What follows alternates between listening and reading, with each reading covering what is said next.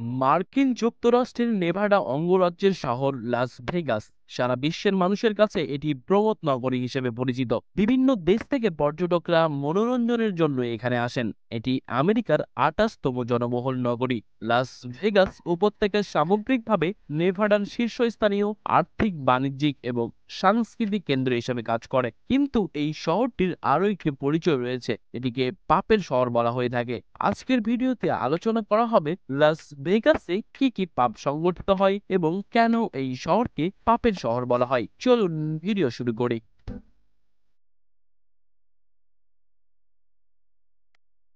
Spanish ভাষায় Las Vegas অর্থ তৃণভূমি। শুরু থেকে এই শহর অপরাধীদের তৃণভূমি পরিণত হয়েছিল। 1905 সালে এই শহরের জন্ম হয়, তবে নগরীর মর্যাদা পায় 1911 সালে। 50-এর দশকে এটি বদলে যেতে শুরু করে।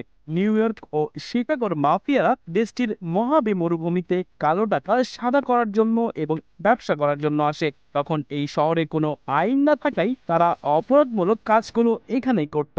শিকাগোর মাফিয়ারা লাস ভেগাসে যাওয়ার আগেই সেখানে আস্তানা গড়ে নিউ ইয়র্কের মাফিয়ারা। তারা ক্যাসিনো ও হোটেল ব্যবসা থেকে বছরে প্রায় $5 কোটি উপার্জন করত। এর ফলে মানি লন্ডারিং এবং অর্থ পাচারের নগরীতে পরিণত হয় লাস ভেগাস। এই দুই মাফিয়া গোষ্ঠী সেখানে চমকপ্রদ বিভিন্ন ভবন, ক্যাসিনো ও ব্যবসা প্রতিষ্ঠান সহ বহু বড় বড় প্রতিষ্ঠান গড়ে তোলে।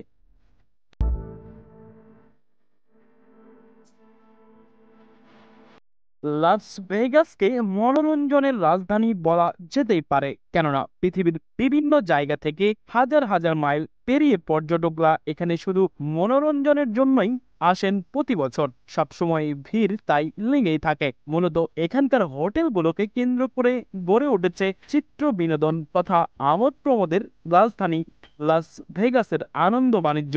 বিশ্বের সর্ববৃহৎ 25টি হোটেলের 18টি লাস ভেগাসে। প্রতিনিয়ত হাজার হাজার মানুষ খেলে চলছে লাখ লাখ ডলারের জুয়া। এই ক্যাসিনোগুলোতে সময় দেখার জন্য কোনো ঘড়ি থাকে না বাইরের আলো আসার কোনো ব্যবস্থা। কিন্তু আলো না থাকলে কি হবে? অন্ধকার।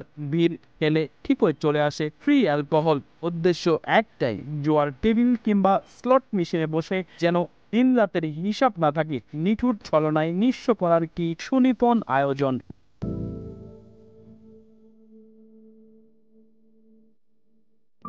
সন্ধে নামতেই ভেগাসের চেহারা বদলাতে থাকে। রকমারি আলোই হোটেলগুলোর আরো আকর্ষণীয় হয়ে ওঠে। রাস্তার দুপাশে বড় বাতি স্তম্ভগুলো নানা রকম বিজ্ঞাপনের মোড়কে চমকাতে থাকে। মাইলের পর মাইল চোখ জোড়ানো আলোর বন্যা। প্রতিটি হোটেলের সামনেই নানা রকম আলোর বাহার। কোনো কোনো হোটেলের সামনে বিশাল জলাশয়ের মধ্যে আবার কৃত্রিম ঝর্ণা। তার উপর বিভিন্ন রঙের আলোর বিচ্ছুরণে এক অপূর্ব দৃশ্য তৈরি হয়। কোনো হোটেলে রয়েছে সদৃশ্য লেজার রশ্মির শো, কোথাও বা বাচ্চাদের আছে নানা রকমের রাইড। দেখে মনে হয় যেন কোনো মেলায় এসে হাজির হয়েছে। কোনো হোটেলে আছে সার্কাস দেখানোর ব্যবস্থাও।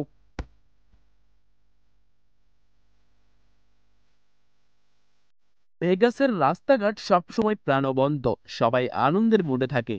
ফুটপাতে হাঁটতে থাকলে কিছু দূর পরপর দেখা যাবে হাত বাড়িয়ে লিফলেট, কার্ড বিলি করে বেড়াচ্ছে। এসব কার্ড নিয়ে চোখ বোলাতেই দেখবেন ছবি সহ ফোন নম্বর দেয়া। প্রতি রাতে মাত্র $100 গুনলেই অপসপরা কিন্নিবিরা চলে আসবে রুমে। প্রতিদিন প্রায় 1 থেকে 150 বিয়ে অনুষ্ঠিত হয় এই শহরে।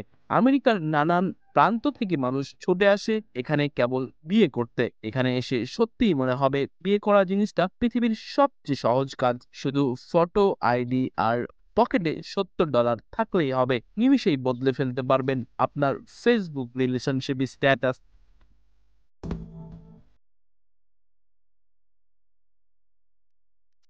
ভেগাস আসলে গ্যাম্বলিং এর রাজধানী, যা জোয়ার জান্নাত।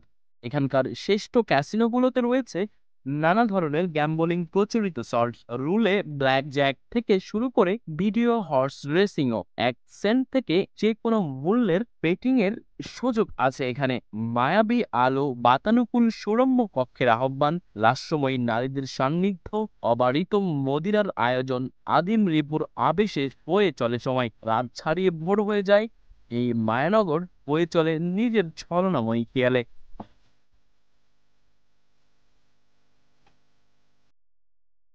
বিংশ শতকের শেষের দিকে লাস ভেগাসের কর্মকর্তারা শহরটিকে পরিষ্কার করার চেষ্টা শুরু করেন। তাদের লক্ষ্য ছিল শহরটির ভাবমূর্তি উজ্জ্বল করা, যাতে সেখানে আরো বেশি পর্যটক আসে। এই লক্ষ্য আংশিকভাবে সফল হয়েছিল, কিন্তু তারপর থেকে বিপণনকারীরা শহরটির পারিবারিক ইমেজ ছেড়ে দিয়েছে। তার পরিবর্তে লাস ভেগাসকে এখন এমন একটি জায়গা হিসেবে বিজ্ঞাপন দেওয়া হয় যেখানে ভ্রমণকারীরা একটু পাপ করতে পারে।